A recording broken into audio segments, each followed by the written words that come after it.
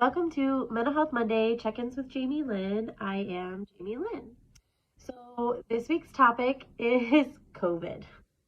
I'm not going to give you medical advice, not qualified for that. I'm not going to talk to you about any of that kind of stuff. No controversy. I just want to do a check-in because it's been about 2 years since the COVID-19 pandemic has affected our country and really the world. So I'm just checking in with you, see how you're doing. We've got different variants that are evolving that are affecting us. That's why it's lasting so long. Mandates and rules are not consistent. It's different. I know the pandemic hit when we were in Washington and everything shut down. My husband was away for work, so I went to Florida where life was completely different. And now we live in Louisiana, and again, that also looks different from Washington and Louisiana. We traveled to Minnesota when we moved down here to Louisiana in 2020 during the pandemic, and that looked a whole lot different. First, we went from Washington to North Dakota, and that was, the differences between how the communities were reacting to the pandemic were way different. And then, so here we are. We're 2 years in. There's no consistency. Guidelines are changing. It feels like almost every day. But how are you doing? How is that affecting your mental health? That's what I want to know. It's driving me crazy because of the inconsistencies. I'll be honest. It hasn't hit my house yet. I'm fortunate. My husband and I are fully vaccinated and boosted. I say that not to put that in your face. I'm just saying it. If you're not interested in the vaccine, that's your own belief, and that's okay. I'm not here to talk to you about whether you should or shouldn't get the vaccine. That would be contradictory to the point of my mental health check-ins. But so we happen to be vaccinated. We have an appointment for my daughter to get vaccinated. So we've been fortunate. It has hit my extended family. I have one sister. It hit her family last fall. My parents are going through it. We just got home from traveling to Florida for the holidays, and it's affecting them.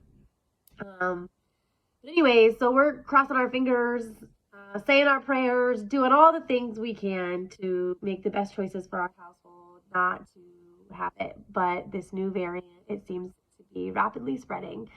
So that just creates another layer of worry and anxiety. It can deepen your depression if you're that worried about it. It's a thing. It's a whole thing. Here's some tips. These are not, health tips. These are mental health tips. Keep that in mind. Spend some quality time with your family. And that could be your extended family if you live in an area where that's okay. Or it can be the immediate family that you live with. Spend some quality time with them. Up your daily activities, like gardening, cooking, reading. I'm a reader. I'm in multiple online and in-person book clubs. I inhale books. And that's really taken off since the pandemic. I was, getting more active in reading a few years before it hit, but the pandemic has given me a lot more time at home for reading, and I'm enjoying it a whole lot more. So up your activities that you're interested in that you can do, and that'll help reduce your anxiety. Stay connected with the people around you, the people you care about, whether that's, safely going out for lunch or coffee, or hanging out in person, or phone calls. FaceTime. I FaceTime with my family all of the time. Or you can Zoom with your family. There's a free account on Zoom. You can do that if it works for you.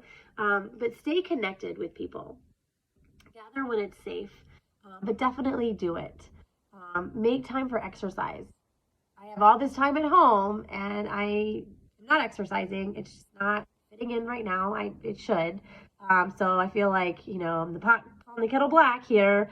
But I know I should be exercising for my mental health. I want you to know that exercise is really good for your mental health. And cut down on listening to the news.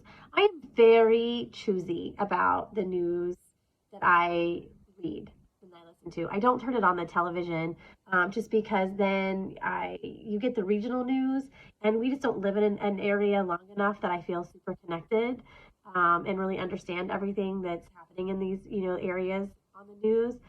So I get most of my news online, and I'm very picky about the articles I click on, where they come from. I'm open-minded, so I choose resources across the board. But I only allow so much time, and I would encourage you the same.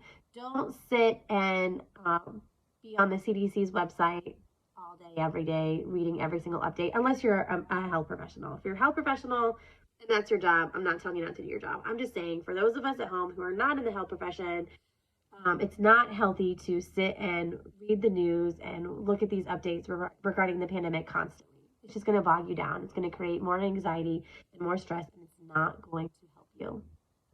It is normal to be somewhat anxious about, is this ever going to end? It feels like it won't. I read something the other day that they're saying that COVID is going to become the new flu. We get our flu shots every year. A lot of people do. A lot of people don't. That's okay. I'm not here to be pro or anti-vaccine. I'm just saying that the flu shots are available across our country, and there's different strains because different strains hit different regions at different times of the year. They have different effects, and they're saying that COVID is going to be the same thing. So we'll see. Talk about your feelings, just like I'm talking to you openly on social media.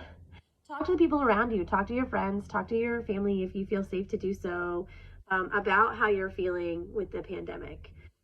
Get it out there. Don't bottle it in.